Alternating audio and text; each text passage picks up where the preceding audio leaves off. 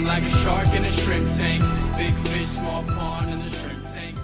Hey everybody, welcome to the post-show wrap-up of the Shrimp Tank. I'm your co-host Ted Jenkins, here with my co-host Lee Heisman today, and of course our guest Seth Watson. He is the founder and owner of the Distillery of Modern Art. If you haven't been to downtown Chamblee as of late in Atlanta, it is booming. This is just another edition of something that you're going to absolutely want to check out as we talk about it today in the post-show wrap-up. As always, as you're watching the YouTube channel here, make sure you click that subscribe button. That's going to be important so you get all of this information in your inbox. Make sure you hit the notifications bell. You're going to get it right there every week. We have thousands of business owners right here on these Shrimp Tank videos that'll help you get this combination of book smarts and street smarts and help you become better as an entrepreneur. You know, something else also to say, Ted, on May 23rd, the Shrimp Tank has an event. You want to go to shrimpsleep.com. We have a wonderful guest coming in from California, the top sleep doctor in the world about performance. Please check that out as well and get your tickets. So thanks so much for coming on the show today. Tell us about DOMA, the Distillery of Modern Art, and when you're opening, and it's just ready to launch any week now. Is that correct? That's correct. So Distillery of Modern Art really is an elevated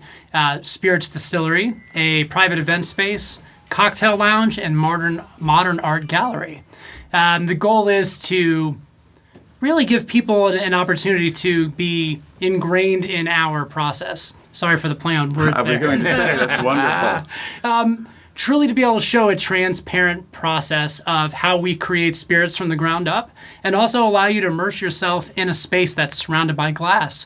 If you come in for a private event, you're going to be able to see manufacturing taking place in a very cool way.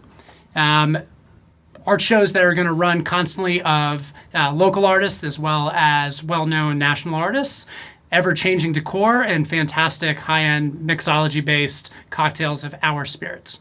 Now, Lee and I, we tasted the product multiple times on the Shrimp Tank podcast today. You have to listen to the whole podcast at shrimptankpodcast.com. It was fantastic. But I'm wondering, it's not cheap to get one of these things going. For a lot of people that are watching the post-show wrap-up, is it a good idea to take on investors or not, and what does that look like? I would say some of the advice I got early on was from bankers, obviously, and they said, bank money's cheaper. Once you've paid that money back, you own all that equity. But I would say finding people that believe in the same type of thing that you do from an equity standpoint will elevate you. Because if you think you're the smartest one in the room, you're going to have no opportunity for growth and success. Surrounding yourself with people who believe in the same concept, who can elevate what you may or may not know, is truly beneficial. So while I would never advise giving up control, I would say that, equity investment can be very helpful, especially in this industry. Well, we had the opportunity, like Ted said, to experience and taste your product today. Tell our listeners what makes you guys so unique. I loved how you described it and the one that we experienced today. Describe the process. The process, that's an interesting question. So for gin, specifically, it's basically, if you think about it like a tea bag, if you're making tea, you basically have a base spirit, then you're working with could be upwards of hundreds of different, think of it loose leaf tea, so ingredients, angelica root, rose hips, juniper, all of these variations allow you to create something unique. For a long time, especially in America, Western style gins were all the same. Everybody was expecting the same exact type of flavor profile. The thing is, you can do anything. You can create any type of flavor profile you want. So the world's kind of your oyster if you're willing to take risk.